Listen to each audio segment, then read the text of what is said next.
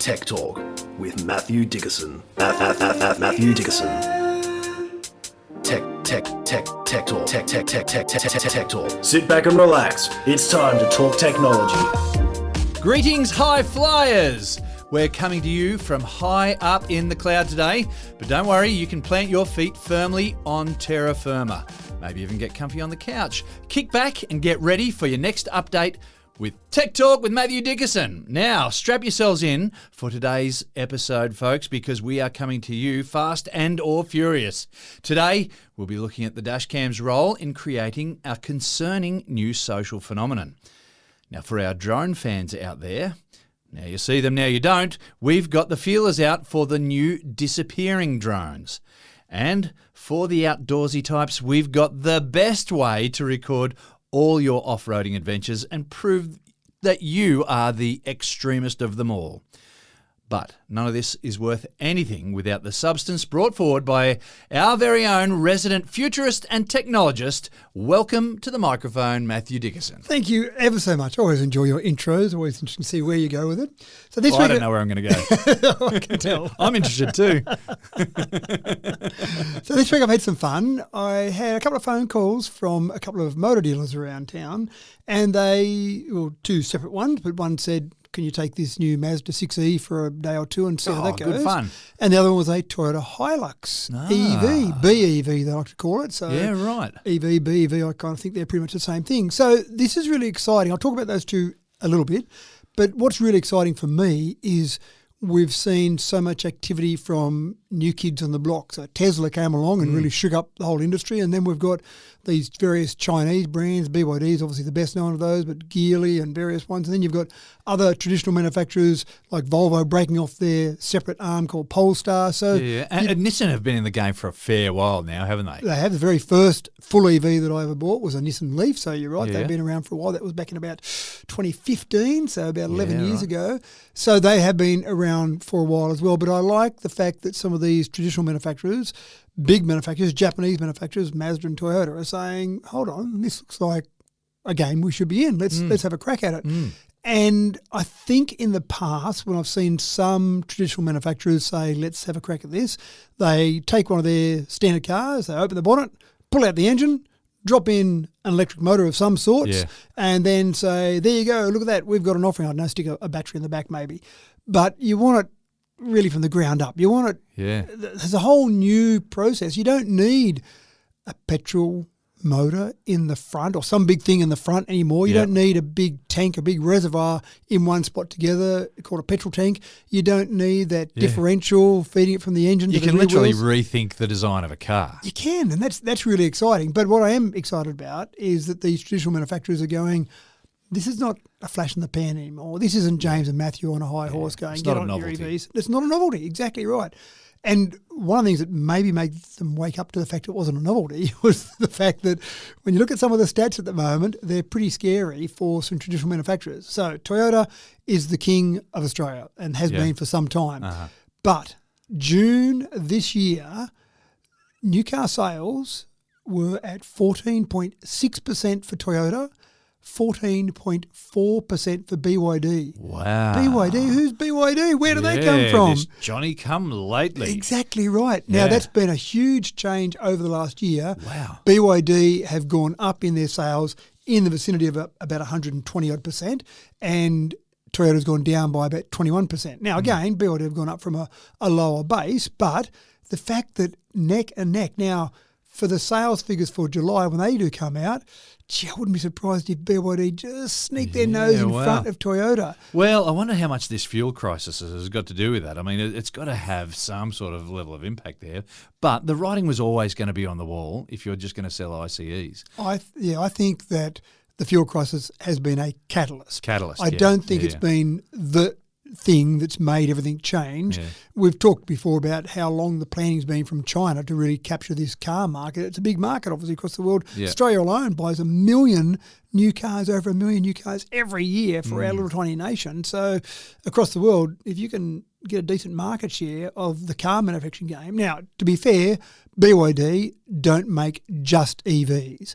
A big part of their market is EVs, but they sell some hybrids as well, so or plug-in hybrids typically. So I'm not saying that their 14.4% is only EV, but gee, that's what people associate with BYD, isn't it? Yeah. When you think of BYD, you think of that's right. EVs. Yep. So, and Toyota, you don't think of EVs, you think of good, reliable cars that have been doing the same thing for a long time, and you can trust those cars, and they'll get you from A to B. They won't do anything too flashy, but they'll get you from A to B, and they'll be reliable. Yeah. So that's really changing. And I reckon if you went back 2 years and said BYD to a lot of people, they wouldn't have really known what you're talking about. If you went back 3 years, maybe it would have just been a complete blank from just about everybody. So for them to come along in the market so quickly, and I remember the first BYD I saw, I jumped in a BYD to have a look at it, and I went, look, cheap Chinese stuff, not really that good. And the next time I got on a BYD, it was probably a year and a half later, and I went, wow. They heard you, they recorded that. That's right. I jumped out and checked out the label on the back. It said BYD. I jumped back in and went, wow, this is more impressive than the last one by a long way. So, so this isn't an ad for BYD, but I'm just saying that the market's changing. Tesla, 6.2% of the market in Australia. So that was for June, so that's impressive. So just briefly on those two. The Mazda felt like a pretty good compromise between someone that wanted the new fandangled EV game, but also kind of liked the traditional Mazdas. If you owned a Mazda in the past, you could get in this Mazda. If you owned a Mazda 6. And you feel comfortable, feel at home. You'd feel at home, that's right. But there was enough new stuff there to keep you interested. Had good range, over 500k range, had good acceleration. I took it for a trip, about a 100-kilometre trip, and I thought, yep, that's not too bad. I don't think it was a Tesla, but it was also not at the price of a Tesla, and it was pretty well appointed for that sort of price. It was under 50 grand. The Hilux was a different kettle of fish. Yeah, when I jumped in the Hilux, I went, yep, they're trying to appeal to the market that says, we like things the way they are. Everything felt and looked pretty much the same as a Hilux. So did you have a key that had to go into ignition? Almost. I had to press a button to get it started, and then had a gear shift down on where a transmission tunnel would be. Right. And even the camera in there, I used to have a Tarago a long time ago, and we had all our kids at home, and I reckon the camera was about the same as the Tarago I had all those years ago, the reversing camera. And maybe they're onto something. Maybe the people who would traditionally buy a Hilux are the people who need that. Well, I actually think there probably is a market for that. As much as I wanted to see new fancy stuff, what did make me chuckle a little bit, I went to move the seat forward a little bit and went to reach down to the knob to move it forward and couldn't find it, then realised it was a manual seat. And I went, wow, in a highfalutin EV, it's a manual seat. So, but I think that's right. I think there is a market there for people who want things the same, but when I sat at the traffic lights and I put my foot down, it accelerated like an EV. I don't think the top-end acceleration was like a Tesla, but certainly that instant launch off the line was like an EV, but it was really off-putting. Did it rumble and rattle like a diesel? Or that's what threw me. I accelerated from the lights. I went, hold on. There was no lag. There was no noise. That felt a bit weird. That was a bit strange in a big ute like a Toyota Hilux. So I think they've got to work on the range. It's only got about 240-kilometre range, so that's an issue. But they're being sold to mining companies to obviously reduce the emissions. A lot of these mines are going electric, aren't they? They are, indeed. And I even think it'd be practical for a farmer who's mostly spending their time driving around their paddocks, just looking after whatever they might be doing out on the farm, because they're probably not driving long trips on a regular basis. They're probably just going around, maybe duck into town and grab some gear and come back out. So there's a market there. Yeah. I hope the next version gets to the stage where it's a bit better range and maybe a bit more modern, but our former Prime Minister Scott Morrison was the one that said EVs would wreck your weekend. But here we go, we've got a ute now, and this is the first fully EV ute from a major manufacturer we've seen, and so hopefully that encourages a few more. So it's happening, it's changing, and even people who, I put some pictures on social media and people gave me a hard time and told me I was an idiot and all sorts of wonderful things that people like to say to you. But I felt like saying, I don't worry about answering some of them, but I felt like saying, don't listen to me, listen to the market. If the market says 14.4% BYD, 6.2% Tesla, it's not me saying it's a good idea. There's a lot of people out there who are saying it's a good idea. And you can push back for as long as you want, but we are going to see the end of, well, service stations that still sell petrol will be selling to hybrid drivers. They won't be selling to full ICEs, I reckon, in 10 years' time. That will be a very small end of the market there. And then in 15 or so years' time, we're just going to see EVs. Yeah, and the funny part was I saw some data the other day, and I don't know how accurate this is, but it had some projections for EV penetration into various markets. And it looked like most markets were getting up around 90-odd% for EV penetration by the year 2035, and I think that's probably about right. Yeah. But the one that was different to that was America, with the tariffs that Trump's been imposing across the world, is actually probably going to limit the EV expansion in America. Now, I don't know how accurate this was. It was one graph in one article I read, but it had the graph at much lower EV penetration by 2035 based largely on the tariffs, meaning that some of this new technology just won't go into America, and those American manufacturers will stay there on an island, and the rest of the world will be moving ahead. So that'll be interesting as well. Be so interesting to follow. All right, we better get started with our stories for the day. We've all been there. You're lying in the dark, in bed, it's been a long day, and you're a deep breath away from a blissful sleep. And then, approaching from the darkness, a noise so unmistakably distracting that it cannot be ignored. How many of us have danced the midnight dance in the half-light of your bedside lamp, trying to spot then swat that frustrating and elusive mosquito terrorist? You cannot let it go until that little blighter is dead. Matt, you've got some good news for people trying to get a good night's sleep this summer. Well, you need to do it before sleep because this has still got a bit of a noise about it as well. Well, no. You just need something that gets the job done, because you do this midnight dance, right, and you might not get the job done. You might not be able to find the sucker. That's right. And then you settle back down in bed and you pull the sheets up and then... That's all right. If you hear that, right, I'm happy to get that drone and just press the button and listen to the buzz, right? We're talking about drones that will go out and save your souls, folks. They will. I'm happy for that to happen, to hear that buzzing noise from the drone, provided I know it's going It's out. doing the job. It's got its radar out there. So here's a quick question without notice. What do you think is the deadliest animal on Earth? And when I say deadliest, I mean by the number of people that die as a result That are of this animal. responsible for the deaths. Yeah. Well, look, I would have. It all depends on the part of the world. If you're in, sort of southeastern Africa, I'm sure that the hippos are a big problem there. I've heard those stories about that. I reckon jellyfish probably do a lot of stuff, and sharks get a bad rap. But look, I'm fishing here. I'm thinking you're going to tell me it's an insect. Given the fact we're talking about insects, and a mosquito in particular, you probably worked it out. Yeah. But yeah, the mosquito, the humble little mosquito, is responsible anywhere, I found various data, anywhere from 600,000 to even 1 million deaths per year, and obviously through the spread of diseases. So malaria is the main one, obviously. You still get Dengue yellow fever, fever, dengue fever. So there's a range of diseases that are spread by the mosquito. So as much as what you're talking about is correct, they're annoying and they make these annoying noises and you keep squatting yourself. And I'm lucky around a barbecue because I'm not one of the attractors for mozzies, but my wife is an attractor. So she'll be sitting at a barbecue going, let's go inside. I no, it's fine. What are you talking about? I look at my wife and there's 78 mosquitoes up her arms. She's just covered in these lesions. Indeed. So they are incredibly annoying. On that list, though, just back to that list, I found it quite fascinating when I was researching that.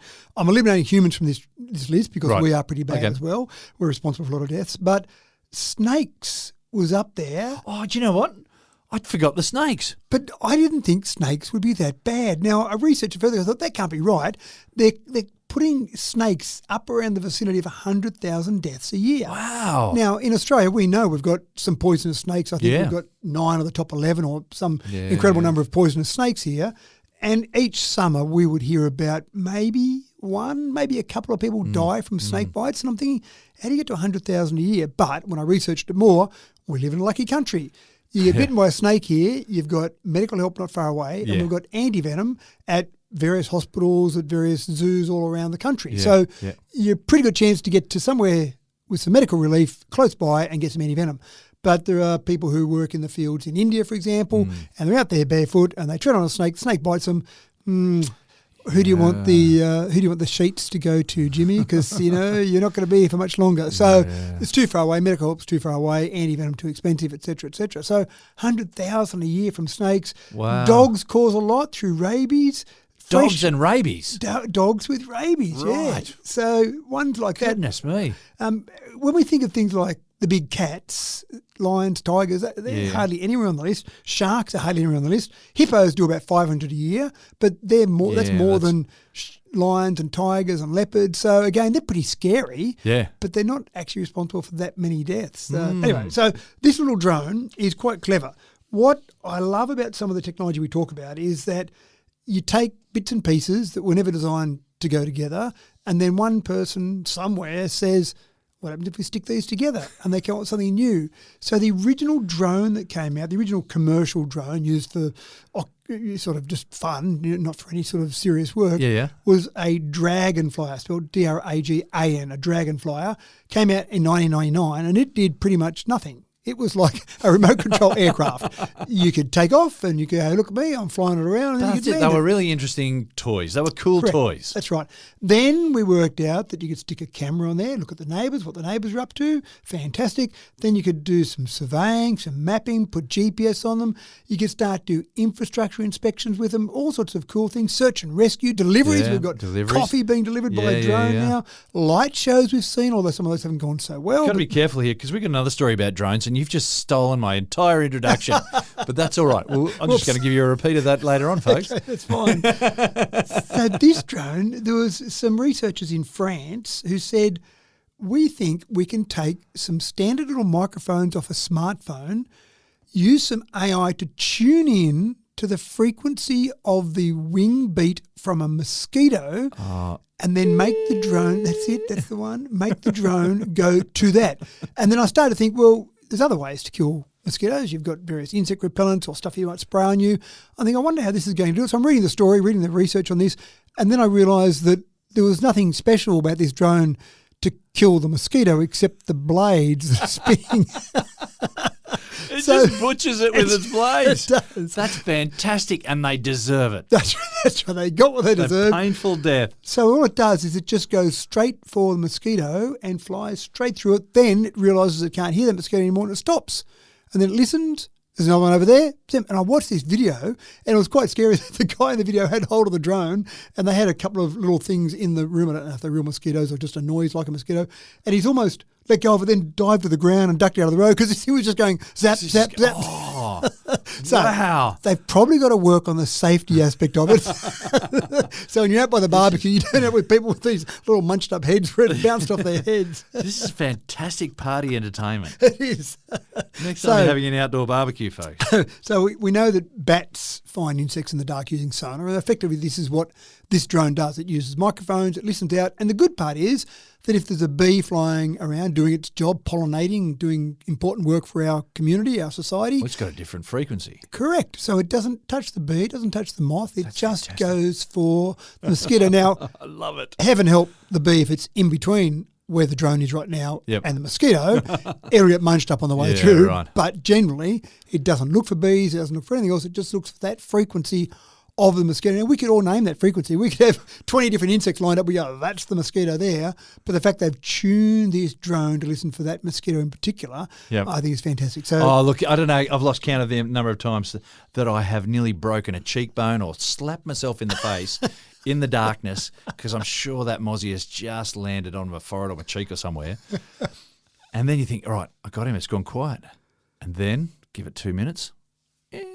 And you hear it, and he must have friends, or he's just really elusive. And that's the thing. And the drone will solve my problems. It will, and that's the thing. When you hear that next one after you've squished something, you think, you might have squished it. You might have missed it. You might have just slapped yourself in the face for no reward whatsoever. Maybe.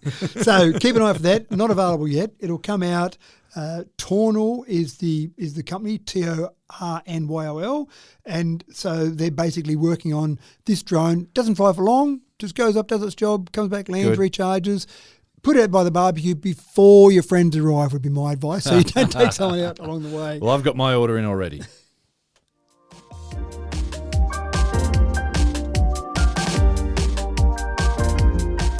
In the 70s and 80s, it was a personal choice, much less than a painful summertime accident. The best way to get a tan was to roast yourself red raw in the midday sun after some suffering. The hot, painful pink would turn to bronze and you'd give yourself a rap for getting a job done well. Of course, years later, then the melanoma diagnoses started to multiply and people began paying the highest price for the sins of their youth. We've learned so much about sun exposure and skin cancer by now, and summertime cultural trends have changed enormously in the last 30 or 40 years. Everyone knows the mantra, slip, slop, slap, seek and slide. But Matt, now we're going to need another catchy instruction to the list with some fancy new tech on the market. Yeah, coconut oil was the choice of my sisters. Yeah. Coconut oil. They It'd get based that themselves in coconut oil. Frying sizzle going, yeah. It did seem like it smelled so distinctive. But yeah, that was the smell of the beach as well. It was true, The sun, absolutely surf true. and sand and coconut oil. And coconut oil, that's right. So we know that most UV damage occurs just doing stuff, not necessarily going out and spending all day at the beach, because we're probably a bit smarter about that now. We probably have learnt the slip-slop lesson, but just doing stuff in the day, just being out in the garden for a while, just all being that exposed. incidental stuff. Exactly right, and that seems to be the problem. So this is a really clever idea where you've got a watch band. Now, it's designed specifically for Apple Watches at the moment, but there's no reason they won't bring out a model for Samsung watches or other smart watches out there. But at the moment, they've probably attacked the one that's got the most out there, obviously take on the market leader to basically give yourself a better chance of selling them. And so this watch band, it's called a BURØV, BURUV.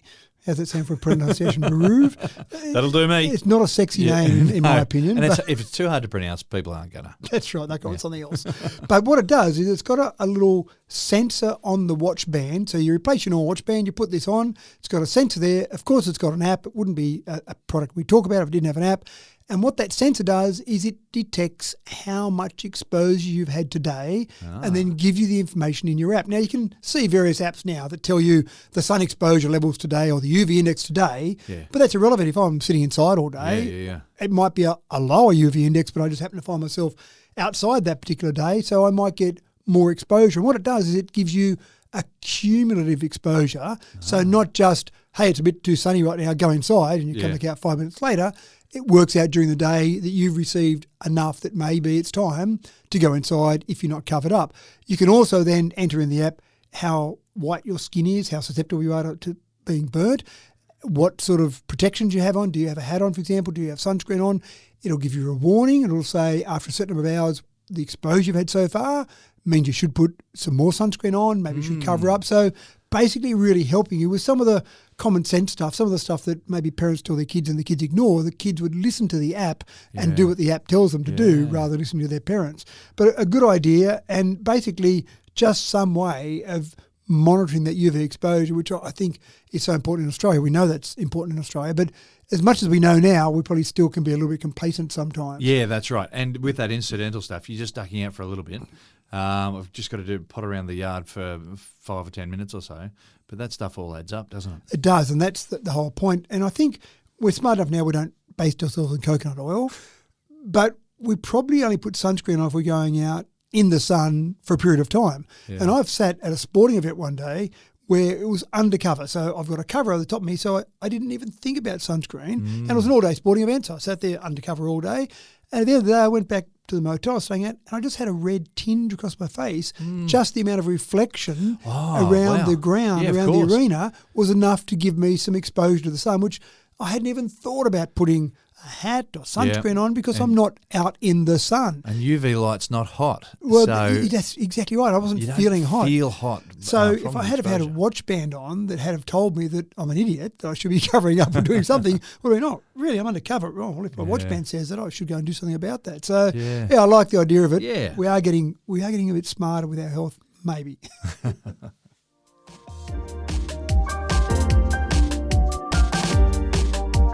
It was just over a decade ago that dash cams became so popular.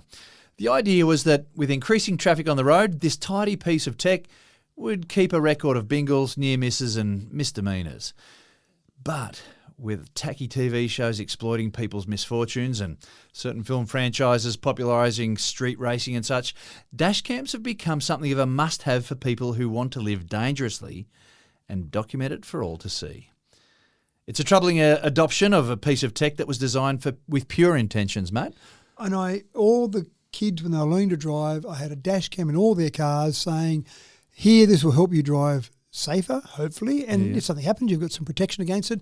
But in the back of my mind, I probably was more thinking that they won't be silly if they've got it all recorded on camera. Yeah. And in general, they all were quite sensible. I didn't see them doing anything silly. And as far as you know, they were being sensible. And the cameras were turned on all the time, I think. So that's all good. So I think dash cams have got a great place to exist, and I think generally would help safety. And I think you're right, though. Some of the TV shows that came along, Strange Drivers, Crazy Drivers, all those different shows that came along, suddenly they were pretty funny watching some of these things that happened. So some creators, some content creators, I'm not sure if I like that term, content creator. Yeah, apparently it's a title that is given out these days. Would I be happy if my son or daughter came home and said, Dad, I'm a content creator? Oh. But what are you doing for the planet? That's right. How are you helping us for all? society, for anyone who's got... Anyway, keep going. So content creators now are saying, well, they're not saying it, they're doing it, putting dash cams on their vehicles and then going out to capture content. You kind of think, well, if they're just driving around, seeing people maybe not putting their blinker on or doing silly things on roundabouts, because everyone does silly things on roundabouts. It's just potluck. That's right. But then they get to the point where they're creating the incidents, because there's not enough potluck out there. You've got to be driving for a long time. I tell you, I was driving in Sydney on the weekend, and we were going through a tunnel, and there were definitely two guys that were showing off their driving prowess by how well they could weave in and out, and how quickly they could do it. Yep. You know, it was touch and go there. I tell you. Yeah, well, that's exactly what some people are doing now, is creating these moments to create some viral social media, and I've seen some absolutely idiotic ones where you see someone on a motorbike going way too fast, chucking a mono, great, fantastic, and then they post the video and the police say, thanks very much. I've got your Speedo here at 160 kilometres an hour and you're driving on one wheel. That means loss of licence for you, and you've posted on your account that we can identify exactly who you are. Yeah. Well done, you. Yeah.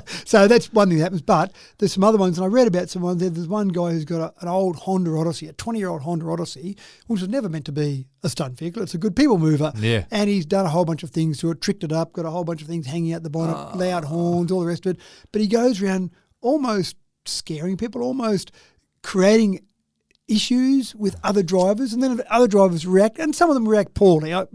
I grant the fact that it relies on other people being a bit silly as well, yelling at them, chasing them, whatever.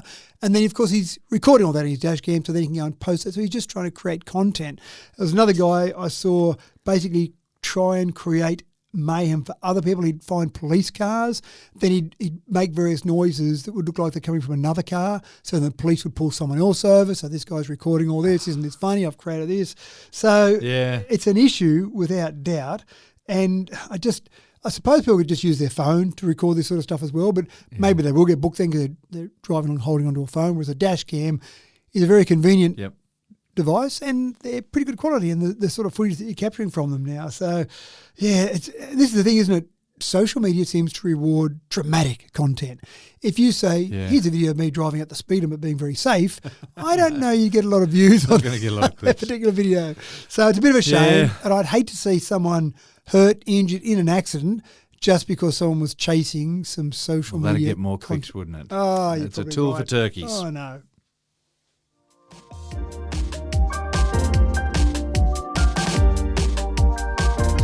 Now, here's that introduction that you've already had, folks. There is so much happening in the sphere of drone technology right now. They were originally designed as a bit of a novelty, something of a specialist toy, but the applications within commercial, industrial, agricultural and the military have been astounding to date. Engineers develop drones to travel super fast with precise targeting. They can pick up and drop off a load, working towards as big as a human, and they can travel 4 kilometres and return to base like a carrier pigeon of times of yore. And now they're being designed to become invisible, Matt. How does a drone go invisible? It's pretty cool, actually. So these are researchers at Northwestern University, and they've developed a phantom twist. So the idea is, just like a propeller on a plane spins and you can see straight through that propeller, they thought about that for a concept to create a stealth drone or a phantom drone. That's fine, except when I look at the propeller, I can see the centre shaft of the propeller because it's pretty solid, and even though it might be spinning, it's solid as part of that whole spinning propeller. Through the rest of the propeller I can see. They managed to design a drone, I'll get to the design process in a minute, that basically spins the entire drone so the entire drone becomes invisible. Now, I'm not sure how stealthy it is because it's still noisy. It's still a drone. Okay. So you still, when I watched a video of it, I could still see the drone or I could hear the drone, and you could just see a bit of a blur. So if you heard this noise, you'd be looking around going, where is that drone? It might be good for taking out mosquitoes because the drone, in that case, you don't want to necessarily see it. But the way they designed this, I thought, was also part of the story. They basically got AI to drive the entire engineering process. They had the idea. Then they gave AI the job to say, give me a possible design that will fly with everything moving. Because normally, helicopter, quadcopter, drone, whatever it might be, whatever flying object, it's relying on some parts being stationary and other parts spinning. The whole idea of the rear rotor, obviously, on a normal helicopter is to stop the whole helicopter from spinning around. So you've got the issue where you're normally trying to stop that. So AI was given the job, come up with a design that allows the entire body of the drone to spin. It came up with millions, literally millions of possible designs. So then, rightio, now what we're going to do is start to cut that down to make it that every component is at a different level so it becomes invisible. If you had one component that was at the same, or a number of components at the same level, as it spun, that would probably become a solid line. Yeah. So it wanted all the components at different levels. So that narrowed it down a bit further. Then it said, look at human vision, simulate human vision to get to the point where we're going to be able to see through this. We're going to be able to have it like a blur. And so finally they came up with the best design out of all that process, and they went and built that, used a 3D printer to build various parts of that. Now, I don't actually know what you do with it, apart from maybe taking out mosquitoes. Because it's not going to be able to take any like audio-visual stuff. You can't really have a camera that's spinning around. Because it's a microphone. Well, this is the thing, isn't it? You've got a microphone, a camera, any payload, your coffee would be well mixed by the time you got it. But as soon as you attach anything solid to it, then it becomes not invisible because the solid thing is unless there. It's going to spin with the thing at the... So then you stick a camera on there at 50 revs per minute or whatever it might be spinning at, and you go, great, I can see not much because I've just got this spinning device. I think it was really an experiment in designing with AI and also just what can we do? How can we design something like this? But so many times we talk about it. That's what they did today. And they went, oh, this is cool, look at that. And then someone else tomorrow goes, oh, we could do this with it. And suddenly we'll have a use for it. I don't know what that is. I can't think of what it might be. But just fascinating that we get to that sort of concept. So you hear it, but you can't see it. That's right. And if you have the drone of a similar colour to the background, so if you're flying out amongst trees and you paint that drone green, even harder to spot. Not that maneuverable. It can hover, it can move around side to side and move forward and back, but not with the normal flexibility that you'd have in a normal drone because the whole thing's spinning. Like that's to me, that's just crazy. The whole thing's spinning. How does it get something to spin against? Wow, what a clever concept. Yeah. So all that's pretty cool. I'll tell you might be able to see it if you had a camera with the refresh rate. It was just slightly more or slightly less. Well, that's true. So if you were taking that'd photos, be the only way you'd be able to see it. That's right. If you're taking photos, you'd be able to see it then. But the other problem is it's light. It's only 30 grams in weight. Right. So the problem the researchers think if they started to build it larger, the gyroscopic forces of the thing that's spinning being larger might start to be harder for it to actually, for the materials itself to be able to hold that in while it spins at a fair rate of knots. But I just like the idea that someone created this. The other thing I thought about was they talked about the fact that you could make it a similar colour to the background. A lot of components now you could get to be transparent. Now, some of the things you couldn't be. The wiring, for example, wouldn't be transparent. The motor presumably not as well. But other parts could be transparent, you would think. So you could even make it more invisible, transparent and spinning. Wow.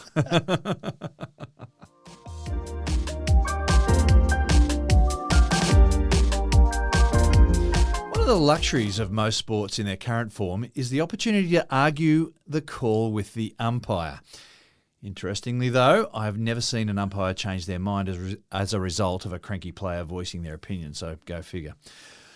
I'm not sure what the impetus has been for the Korean baseball organisation. Maybe their umpires do change their mind. Maybe they just don't get the call right so often. But whatever the reason, there's a new big dog at the baseball diamond in Korea, and it's called it will call ball or strike decisions, and maybe, just maybe, it'll silence those cranky coaches in the dugout once and for all, Matt.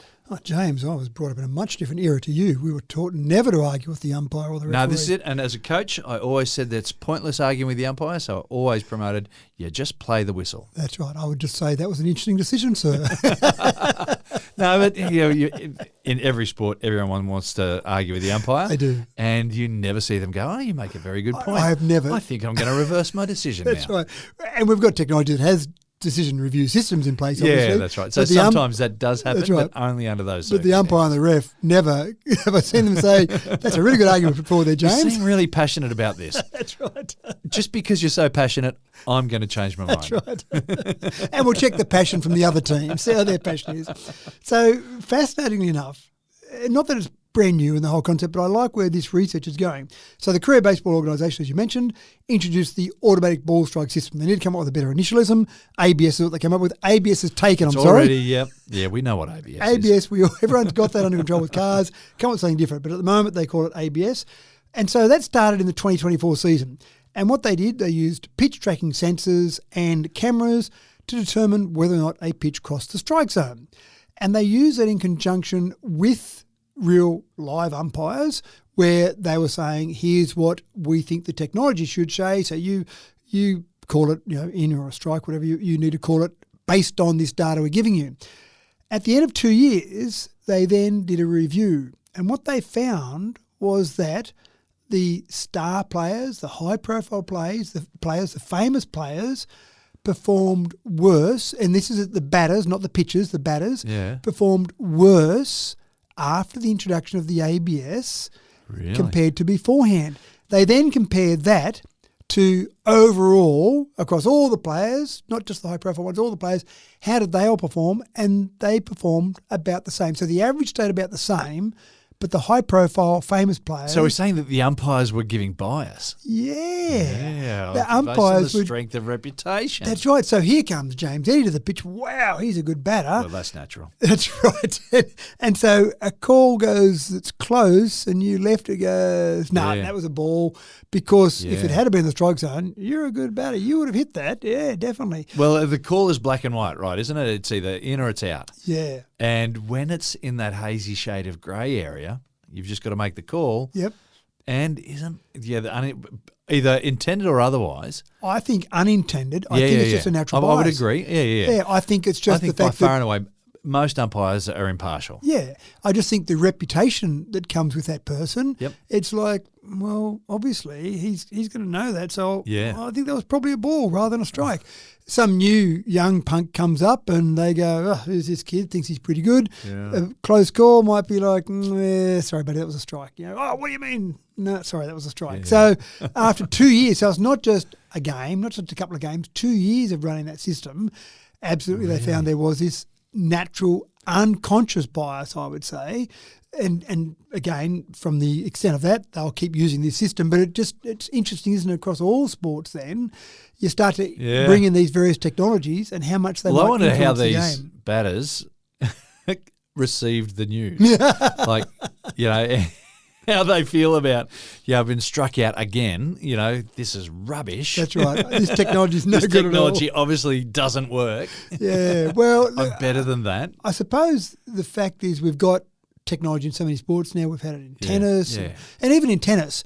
In the old days, a McEnroe would argue with the umpire till the cows came home about a serve that was definitely in or out. Now, when you see Hawkeye, it's just, that's it. They just accept the technology. Because, again, they can replay it 100 times and it doesn't seem to change each time, does it? It seems to be the ball's landing in the same spot each time. So it's actually been quite good in some sports, but we've got it in cricket, we've got it in various football, we've got it in America, in American sports. So I think it's here to stay in those professional sports, so much as riding on it. But it is fascinating to think that people who are unbiased are still maybe a little bit biased once you've got some technology in the way. Yeah, isn't that interesting?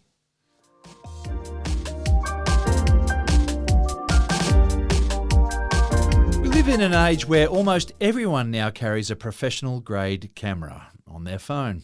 And over the last 20 years, our highly self-absorbed would-be media superstars, well, they've proliferated. Success is measured in the clicks and in the likes. But I was glad to find out that not everyone is focused so heavily on going viral at all costs. Some Gen Z clubbers are pushing back on the trend where constant filming has become a normal part of the standard Saturday night fever. 30 years ago, a night out on the town was some pretty loose fun, but we weren't recording it for everyone's enjoyment back then and everyone's ridicule.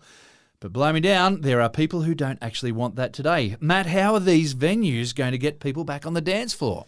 Well, I think there's a whole range of issues here. So Gen Z, as we're talking about, so that's, in my reckoning, there's always a bit of argument about what's Gen Z, but 14 to 29 is what I'm classifying Gen Z as at the moment. Okay. So that includes all of our kids. Yes. Definitely in the Gen Z. And so there's some word coming out from some of the Gen Z club goers in particular that they don't really like going out into a very social environment now because they just can't relax. They've got to be on their best behaviour all the time. And I would say that doesn't sound like a bad thing. That sounds like a good thing that you're on your best behaviour. But then I think back to our youth and I think back to things that we all did, and we're all young once and we do some silly things once. That's right. And thank goodness no one was recording a video or had a camera, and people's memories fade. So that's a wonderful thing as well. Urban myth is a wonderful thing, that's isn't right. it? No, that never happened. So we recently had a 40-year university reunion, first-year university reunion, and the thing that we talked about a bit at that was that we didn't have lots of photos, and then one of the guys turned up with a bunch of photos. And we go, we don't ever remember you having a camera. Oh, you always took a camera out with me. I'm going, if I would have remembered that back then, I wouldn't have gone out with you so much. But I want to see those photos now. That's right. Let me just sift through I'll those be keeping photos. some of them.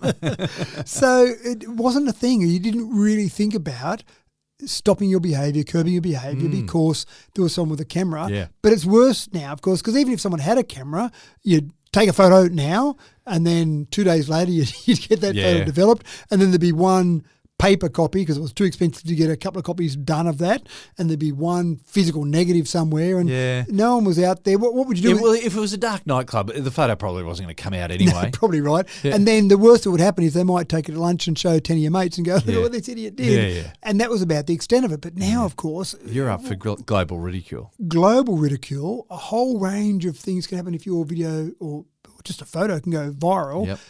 But it does start to impact employment prospects. Yeah. Every employer I know nowadays, when someone applies for their job and they go through ready to employ them, they'll do a social media check. Yeah. They'll just make sure, they'll do referee checks, they'll make sure the references are right, but they'll do a quick search. Social media, what? They've done, sorry, look, we'd like to offer you the job, but we just had a look at your social media and you're way too much fun for this place. So it is a problem. So there are some psychologists who are saying that this is a real issue. There are some psychs who are saying that there's no chance for young people to just go out and relax and just be themselves because they're always on their best behaviour. Well, some of the cameras are hidden, like the smart glasses and whatnot, might be harder to detect. But then some people are pretty unashamed. You know, as soon as something looks like it might be funny or worth filming, 25, 50 cameras come out. Just come out of nowhere, don't they? Yep. Just pop up. So nightclubs are trying to combat that a little bit because don't forget, go back a step, you've got security cameras as well. So even if no one pulls their phone out, then you've got security cameras that could obviously be used. You'd hope the nightclub wouldn't do that, but if something really funny happens, it might be good exposure for the nightclub. So some nightclubs are saying either hand your phone in or put big stickers over your cameras, which I think they'd probably peel off pretty quickly. But anyway, just something to delay that a little bit so you can't just take that photo or that video so quickly. Put them in pouches. Here, you can come into the nightclub, you put your phone in this pouch and then seal it up, put it in your pocket, because I wouldn't feel comfortable handing my phone over to someone at the beginning, a cloakroom kind of thing, and then picking up that's not my phone. Where's my phone? So put it in this pouch and it's sealed. Can't get it out until you leave, and then you can get the phone out of the pouch. So there are some things that nightclubs are trying to do to reduce or remove the likelihood that something's going to happen. But I'd still be a bit nervous if I was a young person out for sure, having a few drinks, relaxing, enjoying myself. There's that famous video, or it's a fictional, like Seinfeld, there's a famous video where Elaine does a dance and then everyone laughs at it. Now, all of her workmates know that dance and think it's all very silly. Yeah. But that was as far as it would have gone. If that had been a real life thing, it would have been a workmates had a bit of a snicker and then that's it. But in today's world, if someone danced like Elaine danced in Seinfeld, Bingo. that would be everywhere, and she could never show a face in any nightclub at all. Because it'd be like, Elaine, can you dance for us? Oh, what do you mean? Sure thing. Yeah, it's an interesting sort of level of celebrity that we've got now. Yeah, it is absolutely right. It is. Yeah.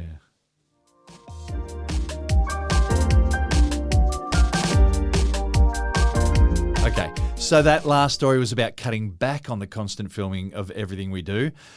So let us now tell you all about an off-road robotic camera that can follow you everywhere regardless of the terrain.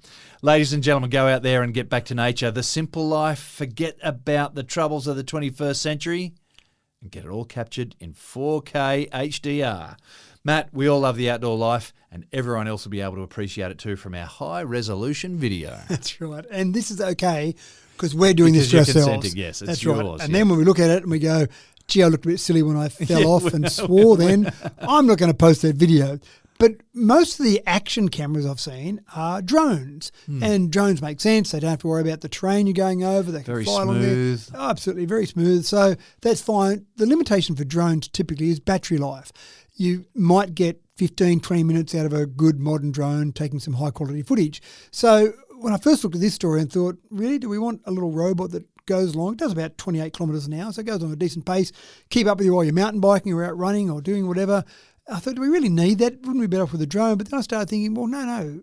The battery life is the real winner here. So this goes along. It's got some oversized wheels for a small camera and it's got an articulated arm. So it'll actually hop over things. If it falls over, it can right itself.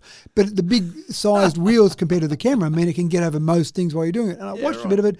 And sure, if I go out mountain biking, it's probably not going to be along beside me, but in front of me or behind me, absolutely. It can do that, can follow the trail as to where I'm going or where I'm going to go.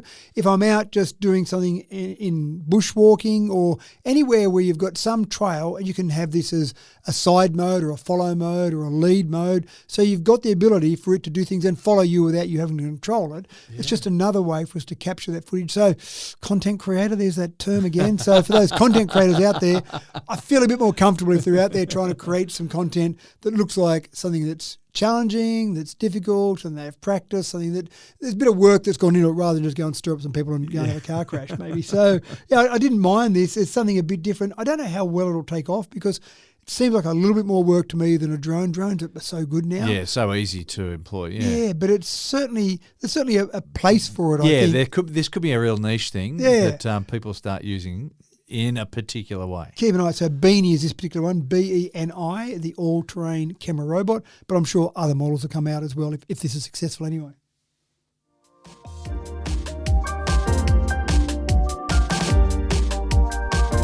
Renewable energy sources have been booming in recent times. They've made power supply more accessible to remote locations and presented an excellent solution as a quickly installed replacement for ageing fossil fuel plants with a better impact on the environment as well. For some consumers, though, the price of installing solar cells and adding on batteries still remains prohibitively high. The challenge remains for our engineers, Matt, to get the cost of those batteries down even further. And maybe one of the ways I'll do that is with flow batteries. But before I talk about flow batteries, in researching this, I stumbled across something that I can't believe it's taken me this long, this year, to find out. And maybe the data's only just come out. But do you know that last year we surpassed coal generation of electricity across the world with renewables? So so that's across the whole globe. Across the entire globe. Renewables now just in front of coal. So renewables, we produced 10.7 petawatt hours last year, and with coal we produced 10.5 petawatt hours. So renewables hit 33.8% of worldwide power, coal 33.1%. So when people give me a hard time and say, yeah, this won't catch on, this renewables thing is a flash in the pan, well, it's gone past coal, which is pretty exciting. So that's a big moment. Now, one of the ways that people dismiss renewables is you can't produce electricity when the wind isn't blowing with wind or sun isn't shining with solar. And that's pretty obvious, but we're probably working on some solutions then, aren't we? We don't go, oh, whoops, we didn't think about night time. Thinking about that at all? That's right. Just turn your lights off at night time. Everything's okay, and turn them on again tomorrow when you don't need them because the sun's up. So I think there's some people thinking about it, but one of the ways they're thinking about it is how to store that energy. Quite obviously, we know we've seen some large grid-scale batteries. We know people have got batteries on their homes. Most of those are lithium-ion. If we can get flow batteries working, and the difference of the flow battery to, say, lithium-ion is that a lithium-ion battery typically uses solid electrodes, whereas a flow battery uses liquid electrolytes. Not something that I think is really considered for electric vehicles. I think solid electrodes would still be used in EVs, but a flow battery is cheaper, potentially, can store energy, but it's not as energy dense as lithium-ion. But again, when we're storing grid scale, we don't really care if it takes up a bit more room than maybe lithium-ion. But in terms of if we can get the technology right, the price will be better and the longevity of flow batteries should be better. A lithium-ion battery does get the stage where it slowly degrades, but a flow battery should be much better at that. In the past, vanadium has been used for flow batteries, which is still a bit expensive, but some new designs are basing it on iron. And we've got a lot of iron in this place. We've got a lot of iron in Australia, so this is all good. So flow batteries may well be one of the solutions. But the really exciting part about this is that when you're doing some research on flow batteries, then a typical flow battery to do some research on is around 2,000 to 3,000 pounds. So if you're a school, you're a university, you say, gee, I want to do some research on that, but if we're going to test it and try things on it, we don't want to blow up too many of them at 2,000 or 3,000 pounds a pop. That's going to be a bit expensive. Do we have the budget for that? But a particular person at the Queen's University in Belfast came up with a 3D printed flow battery that he could build for £74. Only small, but he could use it for research. And then rather than say, I'll try and sell this to the world, he basically has put the design out there and said anyone with a 3D printer can basically build this flow battery for probably about the same amount. So £74, so maybe say $150 in Aussie dollars. So that's been now put out there. Here's the components, a bit like an IKEA-style menu system. Print these components out, put it together, you've got yourself a flow battery. Wow. Happy days. Now let's see how much the world progresses in flow batteries. Now they've got cheap access to universities and schools across the world. I just wonder whether or not you're going to get someone come and wreck it by just changing something and tweaking it and getting it, improving it, and then whacking the patent on it. Well, that's possible. But I hope it doesn't happen because, this sort of stuff, apparently, legendarily, Nikola Tesla was very much, science for the people. Yep. Just get it out there. Yeah, well, even if someone did tweak it a bit and then patent it, I think the concept would still be the same in that you could start with the beginning model and then start to do your research and then publish your results and say, well, if we get the mix like this or you change that there and this is what we found with this. But to the point that we've made once or twice, things are happening. Research is happening. Things are improving. People are working on this. Yeah, that's exactly right. So that's pretty exciting. So don't expect to see flow batteries in a car, but we know there are some large scale. I know one, off the top of my head, in China that's a large scale flow battery that's used for a grid size battery. I know across the rest of the world there is work being done on other grid scale flow batteries as well. So this will be something definitely we'll see. Bravo. Again, not in our EVs, but definitely in something where we've got the room and the space to do it. And that's just another thing for those renewables to keep moving ahead.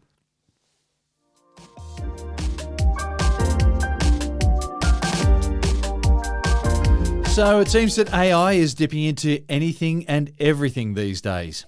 If you're trying to protect your important original content from AI's prying eyes, then good luck to you.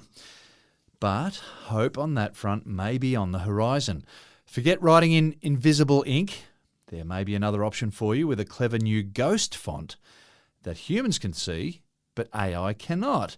Matt, we can keep some secrets from AI, at least for the time being. For the time being. I don't mind the old invisible ink and then get the lemon out and squeeze the lemon out of it to reveal the invisible ink. Yep. The other one I thought of was, remember the magic eye posters? Yeah. And you'd stare at them and you'd just pretend to squint, you'd look off into the distance and then suddenly a shape would come out of it. It would just leap at you. Yeah, it would eventually, when you finally got it, when you finally worked out how to do it. So impatient to get that and you get so frustrated. That's and right. then all of a sudden it'd appear. And then once you got it, I reckon you could actually do it pretty easily after, but the first time was always difficult to do. Yeah. So I wonder whether it was going to be a story about Magic Eye and using that to put your writing in, but you probably couldn't get really accurate writing down to the level of actually seeing words in that at a small level. Like you'd have some big words in it, but big not words, small but words. not small ones. Yeah. The issue here, the big problem with this, is that some people are getting pretty annoyed that AI is taking their content and using that content to train their AI models, and the person who wrote that content is getting no reward, no recognition for the work that's being used to basically generate AI or the information in AI. Some companies are suing various AI companies because they're saying you should be giving us some credit for what we're doing. We've done all the hard work. And this is another solution. I don't think it's a practical solution in its current form, but it was fascinating. So what I saw when I watched this was a screen that had a bunch of dots, random dots, but the dots actually in the background did spell out something. So the dots, when you looked at them all, the dots actually said something like written in ghost font. So you could see words in the various dots, and you went, okay, well, it's not really that tricky if I can just see it like that. But then when you clicked a button to say, show me the text, what happened was you would have all the dots on the screen moving down, and then dots on the screen that had words that you wanted to read moving up. And you could read the font quite easily. Hi, I'm a ghost font. This can be picked up by AI, etc., etc. And I'm reading it. I'm thinking, well, I can read it, so why couldn't AI read it? But what AI does is it will take a snapshot. If it sees a video, it takes a snapshot, an instant snapshot. And that instant snapshot is just a bunch of dots. And it might show this is written in ghost font, but it won't show the words that are moving up the screen because they're actually a video. So we're piecing the words together with our brilliant human brain that we've got. We can see those words being pieced together, but AI just sees a snapshot. Now, as you say... Until AI learns Until how AI to do says, this. if I just take 30 of those snapshots and look at them over 1 second, I might be able to read that word just like a human can. So I don't know this is the solution. I don't know how big a problem it is that we need to come up with a solution to stop AI from scraping all our information out there. Some people feel it's a problem that needs to be solved, but I just don't know the enormity of the problem, whether it is actually solvable. Are there some problems that aren't solvable? Maybe this is one where you would then have to say to every person with every bit of written text across the globe and every website across the globe, just use this ghost font to put all the information on your site. I just don't know how that'd go. So it's fascinating though. Again, someone doing something really clever and someone doing something fascinating, which I don't know has got a practical use today, but maybe in the future. Yeah. We're working our way forward. That's right. And with that, it's time to put this enormous roll of brightly coloured paper here to work and wrap this thing up. We are done for another week. Thanks for your gift to the world, Matt. Thanks for another cracking tech talk. No, my pleasure. I am going to be a bit like you and go and just keep an eye on that Mosquito drone just to see how it's going. How it's progressing when I can finally buy one. Yeah. And summer's coming. We're in the middle of winter here in Australia at the moment, but summer is coming and I know there'll be some mozzies around. The challenge is then to make a noise like a mozzie and see if it comes at you. No, I don't want that. Get out of the way. I don't want those propellers chewing me up. You move to the other side of the room and then Dive. Tech Talk with Matthew Dickerson is a podcast meticulously assembled by highly skilled craftsmen. From the finest materials from faraway exotic lands, it's our delight to be able to present it to you each week for your enjoyment. I'm your host, James Eddy, and all the things being equal, I look forward to keeping you company next week with another shiny new, freshly unwrapped episode to fire your imagination and present you with all the world of infinite possibilities. Bring a friend along. They'll love you for it, and we'll see you then.